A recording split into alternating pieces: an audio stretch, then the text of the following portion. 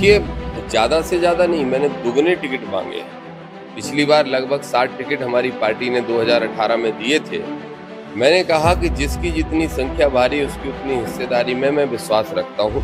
मैं ये मानता हूँ कि सबसे पहले आपको निवेदन करना चाहिए, आवेदन करना चाहिए। अगर वो नहीं मिलता है तो आपको अपनी ताकत दिखानी चाहिए। तो मेरा कहना वही है, मैं फिर इस बात को दोहरा रहा हूँ कि मांगने से अक्सर भीख ही मिलती है। मैं झोली झोली फैला के कब तक भीख मांगते रहेंगे? स्योड़ा का टिकट में मैं भी झोली फैला के नहीं मांग रहा हूँ। स्योड़ा का टिकट मुझे मांगने की जरूरत ही नहीं है, और इसलिए जरूरत नहीं है कि मुझे ये पता है कि भाजपा के नेताओं की तरह कांग्रेस पार्टी के नेता वादा खिलाफी नहीं करते कि 2023 में स्योड़ा से टिकट भी तुम्हारा और एमएलए भी तुम बनोगे।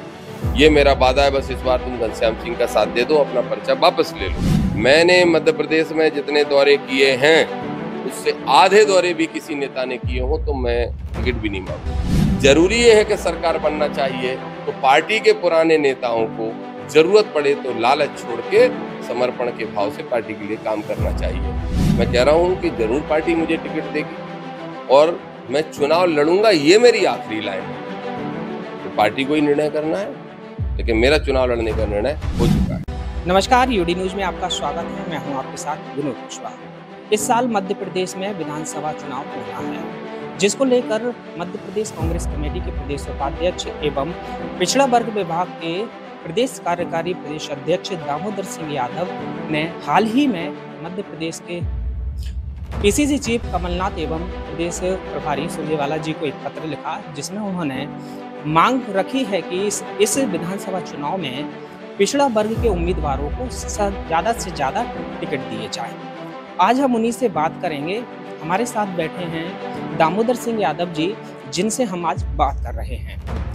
भाई साहब, यूडी न्यूज में आपका स्वागत है। बहुत बहुत धन्यवाद कुशवाहा जी। आप जैसे पत्रकारों के दम पे ही निष्पक्ष मीडिया जिंदा है और जो हम लोगों की बात जनता तक पहुंचाती है, इसलिए आपको बहुत बहुत धन्यवाद। हाल ही में आपने पीसीसी चीफ को पत्र लिखा है, जिसमें पिछड़ा वर्ग के लोगों को ज़्यादा से ज़्यादा टिकट देने की मांग रखी है। क्या है? देखिए, ज़्यादा से ज़्यादा नहीं, मैंने दुगने टिकट मांगे हैं। पिछली बार लगभग 60 टिकट हमारी पार्टी ने 2018 में दिए थे। मैंने कहा कि जिसकी जितनी संख्या भारी उसकी उतनी हिस्सेदारी में मैं विश्वास रखता हूँ। हमारे नेता माननीय राहुल गांधी जी भी यही कहते हैं कि जिसकी जितनी संख्या भारी उसकी उतनी हिस्सेदारी। तो संख्या के आधार पर अगर हम 55% भी पिछड़ा वर्ग को मध्य प्रदेश में मानते हैं तो 126 टिकट का अधिकार हमारा बनता है।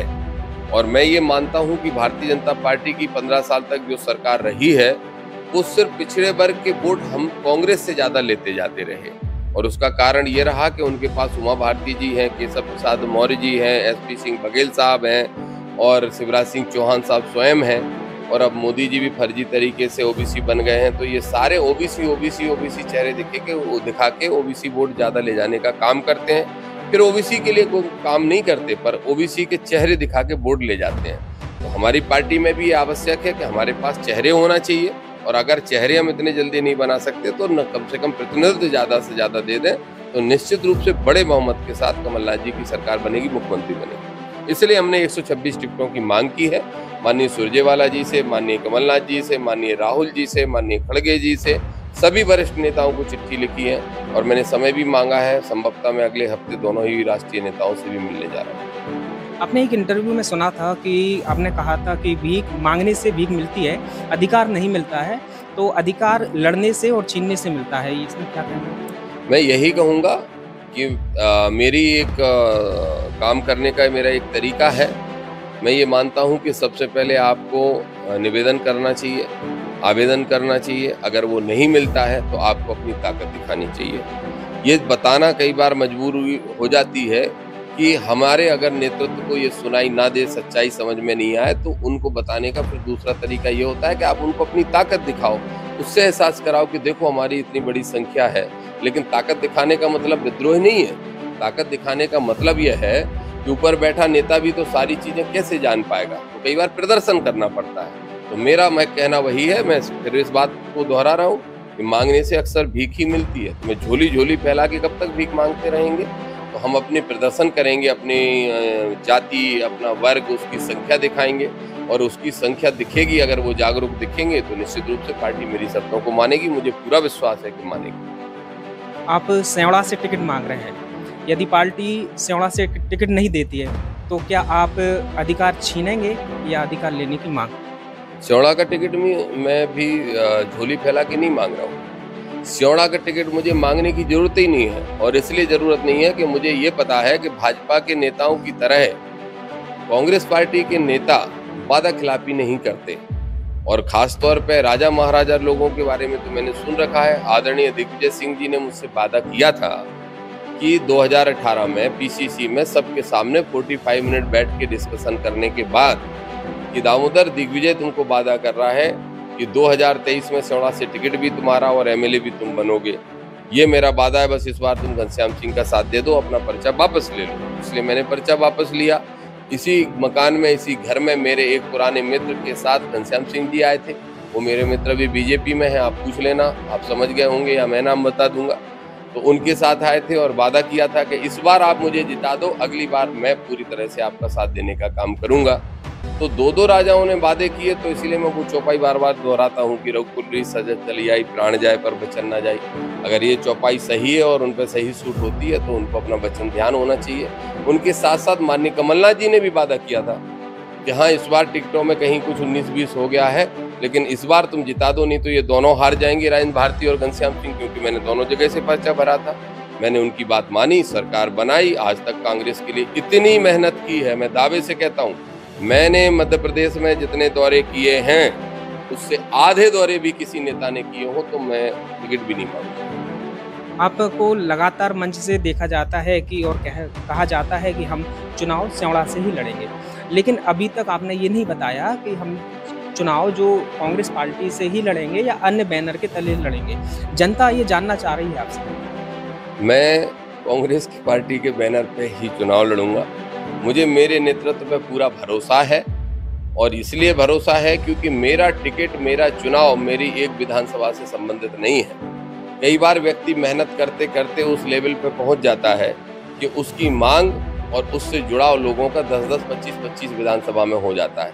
आप डालिएगा, आपका चैनल जैसे ही आप न्यूज डालेंगे तो आप पाएंगे, कोई भी ऑनलाइन चैनल जब मेरी खबर डालते हैं तो दूसरे नेताओं के 10,000 भी नहीं देख पाते, तब तक मेरे 1 लाख से ज़्यादा लोग देख लेते हैं। तो ये नौजवानों में आकर्षण, नौजवानों की चाहत, नौजवानों की इच्छाएं, समर्थन मेरे लिए है, और ये सिर्फ सेवड़ा या दतिया में नहीं, मध्य प्रदेश की कम से कम 50 विधानसभाओं में है। सिर्फ यादव जाति में नहीं, यादव जाति में तो है ही, लेकिन पिछड़ा वर्ग की, चाहे कुशवाहा जाति हो, चाहे पाल बघेल जाति हो, चाहे केवट जाति हो, चाहे गुर्जर हो, दांगी हो, रावत हो, कुर्मी हो, कोई भी हमारी वो जातियाँ जो ये मानते हैं कि पिछड़ों की लड़ाई दामोदर लड़ रहा है, उसके साथ वो खड़े हैं, भावनाएं जुड़ी हैं। तो मैं नहीं लड़ूंगा तो मेरे ना लड़ने से अपने आप ही बहुत सारा नुकसान पार्टी को हो जाएगा। मैं पार्टी के लिए वोट मांगता रहूंगा, फिर भी लोग कहेंगे कि भैया आपको टिकट नहीं दिया तो हम कैसे दे सकते हैं। तो इसलिए मेरा टिकट कोई मांगने का विषय नहीं है। मैंने नेतृत्व से आग्रह किया है कि मेरा पहला लक्ष्य है कमलनाथ जी की सरकार बनाना, पार्टी की सरकार बनाना। लेकिन एक बात और स्पष्ट है, इस तरह से मैं हमेशा कहता हूँ, हर नेता की अपनी प्राथमिकताएं होती हैं। किसी की प्राथमिकता ऐसे होती है कि नेता, फिर पार्टी, पहले पार्टी, फिर नेता और फिर जनता क्या कह रही है। मेरा उल्टा है, मैं सबसे पहले बात मानता हूँ जनता की। जनता क्या कह रही है, मेरे किसान साथी क्या कह रहे हैं, मेरे समर्थक क्या कह रहे हैं, मेरे लिए वो पहले स्थान पे है। मैं पहली प्राथमिकता उसको देता हूँ। दूसरी प्राथमिकता अपने नेता को देता हूँ, जो मेरे नेता कमलनाथ जी हैं, राहुल गांधी जी हैं। दूसरी प्राथमिकता उनको मैं देता हूँ। सुरजेवाला जी प्रभारी बन के आए, बहुत अच्छे प्रभारी हैं। और तीसरी प्राथमिकता मैं देता हूँ कि पार्टी क्या कह रही है, ओवरऑल संगठन का निर्णय क्या है। तो जनता की बात तो मैं मानूंगा, और इसीलिए मैंने तय किया है। सर्वे में इतना बड़ा अंतर आ रहा है, मैंने खुद तीनों सर्वे देखे हैं पार्टी के, 70% और 30%। आप जोड़ लीजिए, 100 में से 30 वोट के लोग कह रहे हों कि उनके लिए, और 30 कह रहे हैं, 70 कह रहे हैं मेरे लिए, फिर विषय रह कहाँ जाता है। और जरूरी ये है कि पार्टी को जीतना चाहिए, जरूरी ये है कि सरकार बनना चाहिए। तो पार्टी के पुराने नेताओं को जरूरत पड़े तो लालच छोड़ के समर्पण के भाव से पार्टी के लिए काम करना चाहिए। मैं तो कहता हूँ, अगर घनश्याम सिंह जी को लड़ाना है तो उनके लिए इस बार बेहतर सीट दतिया है, सेवड़ा की बजाय दतिया बेहतर है। उनको दतिया लड़ना चाहिए। नहीं तो मैंने आदरणीय दिग्विजय सिंह जी से भी आग्रह किया है, उनको आमंत्रित किया है, वो आ भी रहे हैं कल यात्रा में, अच्छी बात है, मुझे प्रसन्नता हुई इस बात को सुन। आपने कमलनाथ संदेश यात्रा निकाली और लगातार आप कहते हैं कि कमलनाथ सरकार बनाना है और सर्वे सूची में भी आपका नाम आ रहा है, ऐसा आपका मानना है। तो क्या सर्वे सूची में प्रथम नंबर पर आपका नाम है सेवड़ा से? प्रथम पे नहीं, कोई कंपटीशन ही नहीं है। मैं बोल रहा हूँ कि मुझे 100 में से 70 पसंद कर रहे हैं, तो अब उसमें कोई कंपटीशन नहीं बचता। ये तो सर्वे की बात हो गई। अब पार्टी का जो अपना इंटरनल पैनल बनता है उसमें भी है, और उसमें भी क्या लिखा है बताने की जरूरत नहीं। कुछ चीजें हैं जो मर्यादा है, पार्टी नहीं ओपन कर सकते, तो इसलिए कोई कहीं संदेह नहीं है। और फिर मैं कह रहा हूँ, आपका पहला सवाल इसके पहले जो था उसका जवाब अधूरा रह गया। मैं कह रहा हूँ कि जरूर पार्टी मुझे टिकट देगी और मैं चुनाव लड़ूंगा, ये मेरी आखिरी लाइन है। तो पार्टी को ही निर्णय करना है, लेकिन मेरा चुनाव लड़ने का निर्णय हो चुका है।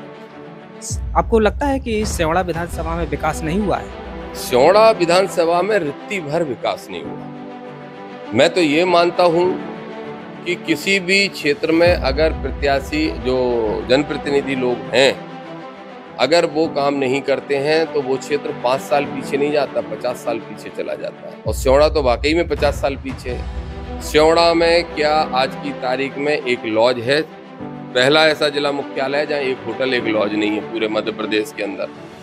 क्या सेवड़ा के अंदर एक कारखाना है रोजगार देने के लिए, युवाओं के लिए? क्या सेवड़ा के अंदर बहुत बड़े संख्या में गन्ना किसान रहते हैं? क्या शुगर मिल बना है सेवड़ा में आज तक? क्या सेवड़ा के को पर्यटक स्थल बनाने के लिए कोई प्रयास किया गया है? सनकुआ धाम है, रतनगढ़ माता का मंदिर है, बहुत सारे स्थल ऐसे हैं जहां उसको पर्यटक स्थल बनाया जा सकता था। सेवड़ा में 3 पुल टूटे हुए 2 साल से ज्यादा हो गए हैं। क्या सेवड़ा में एक पुल आज तक बन पाया? विकास की कहाँ बात है भाई। सेवड़ा का जो रोड है दतिया से सेवड़ा जाने वाला, इतना ज्यादा ट्रैफिक होने के बाद भी छोटा सा रोड बना हुआ है। विकास के नाम पे 00 है। लेकिन चिंता ना करें सेवड़ा के मेरे साथी, अगर आपके आशीर्वाद से मैं एमएलए बन गया तो 5 साल में ही 50 साल की कसर पूरी कर दूंगा, और नहीं होगा तो मुख्यमंत्री से लड़ लूंगा, खुद का फाड़ दूंगा, उनका फाड़ दूंगा, लेकिन विकास कराऊंगा। आपके भाषण लगातार देखे जाते हैं कि तेज तर्रार होते हैं, कभी किसी को मच्छर कभी किसी को मुर्गा बनाने की बात सामने आती है, तो इतनी ऊर्जा कहाँ से मिलती है आपको? इसको ऊर्जा क्या कहेंगे, इसको क्रोध कहेंगे, ये गुस्सा है।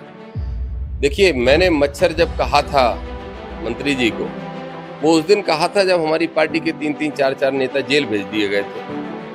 और जब दमनकारी नीति की अति होने लगती है तो फिर जब आदमी किसी को भी इतना मत डराओ कि उसका डर ही खत्म हो जाए, फिर वो डर खत्म हो जाता है और वो बोलना शुरू करता है, और फिर अपने लोगों का डर खत्म करना पड़ता है। जैसे मानवर कांसी राम साहब उस समय कहा करते थे अपने SC वर्ग के भाइयों से, ऐसे शब्द इसीलिए बोलते थे ताकि उनमें हिम्मत आए, निडर हो जाए और वो सोचें कि जब इस नेता का कोई कुछ नहीं बिगाड़ पा रहा तो हमारा क्या बिगाड़ेगा। इसलिए ऐसे शब्द निकल जाते हैं। कई बार जब लोकतंत्र पे हमला होता है, संविधान खतरे में दिखाई देता है, तो भी मैं ऐसी बातें करता हूँ, तब भी मुझे इतना ही क्रोध आता है। रही मुर्गा वर्गा की बात, वो तो किसी वजह से कोई शब्द निकल गए। मैं तो सिंधिया जी की बहुत इज्जत करता हूँ, और सिंधिया जी ही मुझे कांग्रेस में लाए थे। और हाँ, आजकल मुझे उन पर तरस आता है जिस स्थिति में वो हैं। पहले वो यहाँ पर बड़े नेता हुआ करते थे, अब वहाँ एक साधारण कार्यकर्ता बन गए हैं। तो इन शब्दों को लेके कई बार फिर मुझे भी बाद में लगता है कि ऐसा नहीं बोलना था, लेकिन वो जो बोलता हूँ वो दिल से निकलता है और उस समय की भावना होती है। हाँ, ऊर्जा भरी पड़ी है, उसमें क्या बात है। किसान का बेटा हूँ, किसी बड़े उद्योगपति का बेटा हूँ नहीं, किसी बड़े नेता का बेटा हूँ नहीं, किसी बड़े अधिकारी का बेटा हूँ नहीं। जीवन में संघर्ष किया, खुद गड्ढा खोदा, खुद पानी पिया, तो ऊर्जा तो रहेगी। ये ऊर्जा रहेगी। इस ऊर्जा का इस्तेमाल सही ढंग से करके इस मध्य प्रदेश के अंदर जो 3 करोड़ OBC के लोग हैं, इस मध्य प्रदेश के अंदर 7 करोड़ में से जो 6 करोड़ लोग आरक्षित वर्ग के लोग हैं, और सामान्य वर्ग के भी वो लोग, मैं तो कह रहा हूं, अभी मैंने अगर 125 टिकट मांगे, विशेष बात है ये, 125 टिकट मांगे तो उसके साथ मैंने ये बात भी रखी कि एक जाति जिसकी संख्या 5 लाख है उसको 40-40 टिकट क्यों दिए जाए। बड़ी स्वाभाविक सी बात है, हमें जातिगत बैलेंस बनाना पड़ेगा। इससे बेहतर तो यह है कि ब्राह्मणों की संख्या बहुत है मध्य प्रदेश में, उनके टिकट बढ़ा दो, और एक जाति पे जिस पे मेहरबानी होती है उस पे मेहरबानी कम कर दो। ब्राह्मणों के टिकट बढ़ेंगे तो बीजेपी का वोट सीधा सीधा कटेगा, तो लाभ मिलेगा। तो ब्राह्मणों के वोटों की भी बात करता है। इस बार चुनाव का मुद्दा क्या रहेगा यार देखा जाए तो? सबसे बड़ा मुद्दा, अगर आप देखिए, दो अलग अलग बातें। अगर आप सेवड़ा के लिए, दतिया के लिए बात करेंगे तो अलग मुद्दा है, और पूरे प्रदेश के लिए अलग मुद्दा चूंकि आप प्रदेश के आप नेता हैं तो प्रदेश के साथ साथ आप सेवड़ा की भी बताएं। हाँ, मैं बता सकता हूँ। मध्य प्रदेश के अंदर महंगाई, भ्रष्टाचार, झूठे वादे, पूरे प्रदेश को बेच बेच के खत्म करने का जो मुद्दा है, ये सबसे बड़ा मुद्दा है। महंगाई कितनी ज्यादा है बताने की जरूरत नहीं है, भ्रष्टाचार कितना हुआ है 3 बार के कार्यकाल में बताने की जरूरत नहीं है, सब जानते हैं। और विश्वास भी दिलाया हमारे नेता ने कि जब हमारी सरकार बनेगी तो हम सारे जितने भी घोटाले हुए उनकी जांच करेंगे, और जेल जाना चाहिए जिनको, उनको जेल भेजने का काम करेंगे। ये तो प्रादेशिक मुद्दे हैं, बेरोजगारी प्रादेशिक मुद्दा है। अब बात करते हैं दतिया की। दतिया में सबसे बड़ा मुद्दा भय का है। एक मंत्री जी कहते हैं कि हमने बहुत विकास कराया, तो मैं उनसे कहता हूं, हमारे पुराने मित्र हैं, वो बीजेपी में था, मैं कभी शुरुआत में, तो मैं यही बात कहता हूं कि भैया, भय की जो तुम बात, विकास की जो बात करते हो, वो विकास उस समय विनाश बन जाता है जब लोगों के दिमाग पे भय हावी हो जाता है। भाई भाई से बात करने में डरे, तो इससे ज्यादा खतरनाक माहौल क्या हो सकता है। तो इसलिए यहाँ मुद्दा यह है कि लोग भय मुक्त शासन चाहते हैं, और जो भय ना फैलाए ऐसा विधायक चाहते हैं। सेवड़ा की बात करें तो सुभान अल्लाह, सेवड़ा में तो बात ही क्या करना है, विकास ही सबसे बड़ा मुद्दा है। पहली बार ऐसा होगा इस चुनाव में, जब मैं मैदान में उतरूंगा तो मैं विकास के मुद्दे पे चुनाव लड़ूंगा। पहली प्राथमिकता होगी विकास। एक लंबी चौड़ी लिस्ट है। आज तक देश की आज़ादी को इतने 70 साल बीत जाने के बाद भी कुछ गांव आज भी ऐसे हैं जहां सड़क नहीं है, जहां बरसात में बेचारे लोग जूते हाथ हाथ में ले लेके जा रहे हैं। तो सेवड़ा के बारे में कुछ बोलना नहीं चाहता, मेरी मर्यादा है, मेरी पार्टी के विधायक है, मैं क्या बोलूं। और मेरे समर्थन से बने। जब 2013 में हम दोनों चुनाव लड़े थे तो मुझे जितने वोट मिले थे उससे थोड़े से ज्यादा उन्हें कांग्रेस के टिकट पे वोट मिले थे। जिन 65 पोलिंगों पे मुझे 300 वोट मिले थे, उन्हें 40, 50 वोट मिले थे। जब 2018 में पार्टी के कहने पे, कमलनाथ जी के कहने पे, दिग्विजय सिंह जी के कहने पे मैंने समर्थन दिया, तो फिर वही 400 वोट उनको उस पोलिंगों से मिले। तो मैं कहता हूँ, मेरे समर्थन से, पूरी जनता के आशीर्वाद से बने हैं, तो काम उतना ही होना चाहिए था। नहीं हुआ, इस बात का मुझे दुख है। इसलिए विकास पहला मुद्दा होगा सेवड़ा के लिए। लेकिन दूसरा मुद्दा ये भी होगा, वोट हमारा, राज तुम्हारा नहीं चलेगा। ये देश, भारत देश, भारत राष्ट्र संविधान से चलेगा, सामंत से नहीं। ये देश संविधान का है, सामंत का नहीं। गया सामंत का जमाना। चूंकि आप किसान पुत्र हैं और नेता हैं, तो क्या सेवड़ा की जनता एक किसान बेटा को अपना नेता के रूप में देखना पसंद कर रही है? उन्होंने नेता तो कब का बना दिया, और इतना बड़ा नेता बना दिया कि मैं आवाज लगाऊं तो भोपाल 2000 लोग पहुंच जाते हैं सेवड़ा विधानसभा क्षेत्र से। मैंने अभी पदयात्रा की, ऐसी भरी गर्मी में, चिलचिलाती धूप में, जब रोड पे डंबर पिघल रहा हो, तब सैकड़ों लोग, और सभाएं हुई तो हजारों लोग पैदल चल रहे हैं। तो इसका मतलब उनने नेता नहीं, मुझे बेटा बना लिया अपना। पहली चीज तो यह है। अब रही विधायक बनाने की बात, तो मैं उनसे कहता हूँ, बिना विधायक बना दोगे तो विधानसभा में लड़ूंगा, नहीं तो सड़कों पे तो रोज लड़ ही रहा हूँ, तो लड़ता रहूंगा। विधायकी सिर्फ एक सीढ़ी है, जनता के विकास के काम कराने के लिए, उनकी सेवा करने के लिए मिल जाएगी तो ठीक। सदन और सड़क दो अलग अलग चीजें हैं, लेकिन दोनों का अपना महत्व है। जो लड़ाई सड़क पे लड़ी जाती है वो निश्चित रूप से वो मुश्किल होती है और उसमें परिश्रम ज्यादा करना पड़ता है। वही लड़ाई जब पावर होता है तो सदन में एक सवाल पूछने पे भी लड़ी जा सकती है। तो अगर सदन पहुंचा देंगे तो वही लड़ाई ज्यादा ताकत से लड़ लूंगा, सदन नहीं पहुंचाएंगे तो सड़क पे लड़ने का तो जिंदगी भर का मेरा ठेका है, मैं लड़ता रहूंगा किसानों के लिए। और रही विधायक की बात, उन्हीं का आशीर्वाद है कि यहाँ से निकल के भोपाल जाता हूँ तो 4 विधायक माला लेकर खड़े मिलते हैं। और वो इसलिए नहीं मिलते कि पार्टी के पदाधिकारी होने के नाते, वो इसलिए मिलते हैं कि उन सब की विधानसभा में मेरे कहने से 2 से 5 हजार किसान इधर से इधर हो सकते हैं। अभी मैं सभा करके आई हूँ कुछ विधानसभाओं में, तो सबको पता है कि क्या हैसियत है। कुछ हैसियत बता रहे थे मुझे, लोग कह रहे थे 2 पौड़ी के हैं, तो उनको पौड़ियाँ गिनाने गया था, मैं गिना के आया हूँ। हाल ही में आपने पूर्व सीएम दिग्विजय सिंह को एक पत्र लिखा जिसमें आपने मांग रखी है कि दतिया से वो आकर चुनाव लड़ें, क्या है? मैंने इसलिए मांग रखी है कि माननीय दिग्विजय सिंह जी ने सरकार बनते ही मुझे बुलाया था और मुझसे बहुत लंबी चर्चा की थी, और ये कहा था कि दतिया में जो व्यक्ति बैठा है उसने बहुत भ्रष्टाचार किए, बहुत घोटाले किए, और अपने शासनकाल में हमारे कार्यकर्ताओं पर झूठे केस लगवा के उनको जेल भेजने का काम किया। उसके खिलाफ हमें आंदोलन शुरू करना है, आप मुद्दे इकट्ठे करिए। मुद्दे बहुत सारे थे। फिर एक आध बार मेरी फिर बात हुई, फिर मैंने उनको चिट्ठी लिखी और उन्होंने बराबर घोषणा की कि नहीं, हम आंदोलनों की जो शुरुआत कर रहे हैं, दमनकारी नीति के खिलाफ जो हम लड़ाई छिड़ रही है कांग्रेस, उसमें सबसे पहले दतिया से शुरुआत होगी। उन्होंने इतनी बार दतिया की बात कर दी कि दतिया की जनता की भावना उनके लिए अच्छी बन गई। तो मैंने कहा कि दतिया में अगर टिकट को लेके 4 से 10 लोगों के बीच संघर्ष चल रहा है, तो उससे बेहतर तो यह है कि एक बड़े नेता आ जाए। माननीय दिग्विजय सिंह जी हमारे बड़े भाई हैं और 2 बार मुख्यमंत्री रहे हैं, तो मैंने उनको आमंत्रित कर दिया। अगर वो आ जाते हैं, मुझे अभी पूछ रहे थे भोपाल में पत्रकार कि वो आ जाएंगे तो औरों का क्या होगा, हमने और खुशी छोड़ देंगे, क्योंकि एक बड़ा नेता आता है तो 4 से सीटों पे और लाभ मिलता है। दूसरा बोले आपकी सीट पे अगर कोई आ जाए, हमने कमलनाथ जी आ जाए, हम भी खुशी छोड़ देंगे। तो बड़े नेता आते हैं तो अच्छा होता है। मैं तो कह रहा हूँ दिग्विजय सिंह जी आए और घनश्याम सिंह जी आ जाएं तो अच्छा है। अगर घनश्याम सिंह जी नहीं आने को तैयार होते हैं, कई तरह की दिक्कतें होती हैं, कई तरह के सत्ता के दबाव या समस्याएं हो जाती हैं, मैं समझता हूँ, पारिवारिक परिस्थितियां भी हो सकती हैं, कुछ भी हो सकता है। और अगर उस वजह से वो नहीं आ पाते हैं, कभी कोई क्लब टूटने का डर हो, कभी कुछ और डर तो बहुत सारे होते हैं ना, तो अगर उसकी वजह से वो नहीं आ पा रहे हों, कभी मित्रताएं भी आड़े आ जाती हैं, तो कोई बात नहीं, हमारे बड़े नेता आदरणीय दिग्विजय सिंह जी आ जाए, हम पूरी ताकत लगा के बड़े अंतर से हम पूरी ताकत। लगातार दतिया में देखा जाता है कि कांग्रेस में गुटबाजी है और सामने भी आ रही है, लेकिन कांग्रेस के नेता यह मानने को बिल्कुल तैयार नहीं होते हैं कि गुटबाजी है। तो इसको कैसे समाप्त किया जा सकता है? देखिए, गुटबाजी 2 तरह की होती है। एक टिकट की लड़ाई स्वाभाविक मानव स्वभाव है और संघर्ष होता है। उसमें 5 लोग मांगे, 10 लोग मांगे, उससे कोई फर्क नहीं पड़ता।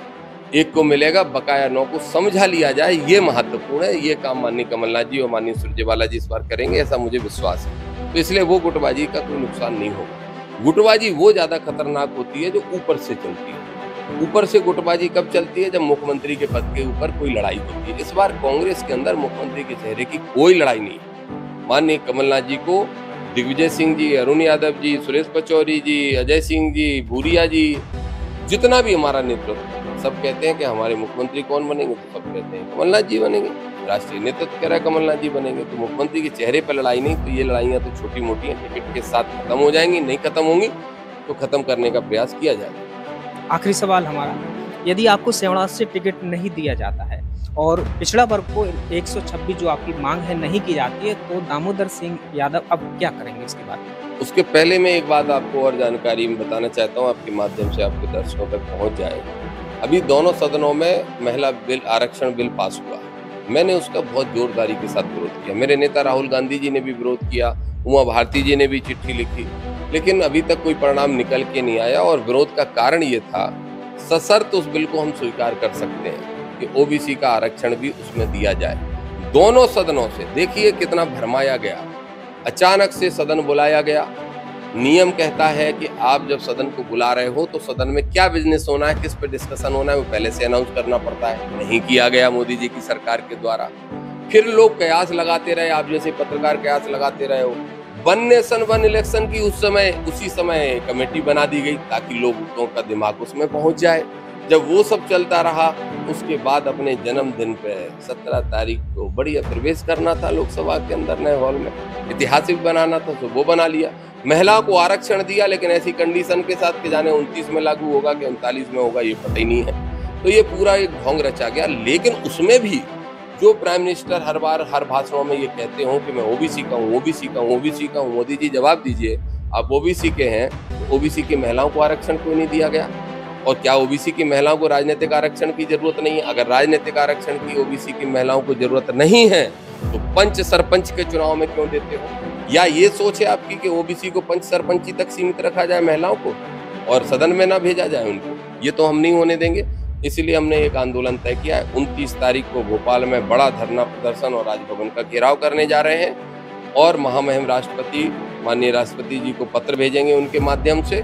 उसके बाद दिल्ली में भी जंतर मंतर पर धरना करने जा रहे हैं। मैंने उमा जी को पत्र लिखा, मैंने राहुल जी को पत्र लिखा, मैंने अरुण यादव जी को पत्र लिखा, मैंने शिवराज सिंह चौहान को पत्र लिखा, मैंने जीतू पटवारी, कमलेश्वर पटेल और सुभाषिनी यादव, इन सबको पत्र लिखा है कि आप सब इस ओबीसी के आंदोलन में शिरकत करें, नहीं तो ओबीसी फिर नाराज हो जाएगा, दुखी हो जाएगा। उनको उम्मीद है कि आप लोग लड़ाई लड़ोगे, दलगत राजनीति से हट के लड़ाई लड़ोगे। एक मुद्दा तो यह है। दूसरा जो आपने सवाल पूछा था कि सेवड़ा से टिकट नहीं मिलेगा तो क्या करेंगे, ये आपका सवाल है। तो दूसरे और भी कुछ सवाल था? नहीं, नहीं, हमारा सवाल नहीं है, जनता जानना चाह रही क्या है यही सवाल कि था? सिवड़ा से टिकट यदि कांग्रेस नहीं देती है, तो फिर किसका आप दामन थामेंगे? निर्दलीय लड़ेंगे या फिर किस पार्टी में जान सकते हैं? ये मेरे ख्याल से ये सवाल घनश्याम सिंह जी से पूछा जाना चाहिए, क्योंकि मेरा टिकट होना तय है। मेरा टिकट होना तय है, मेरा चुनाव लड़ना तय है। और फिर मैं कह रहा हूँ, आखिरी लाइन, मैं क्यों किसी और पे विचार करूं? गठबंधन वे करें जिनके राम ना हो।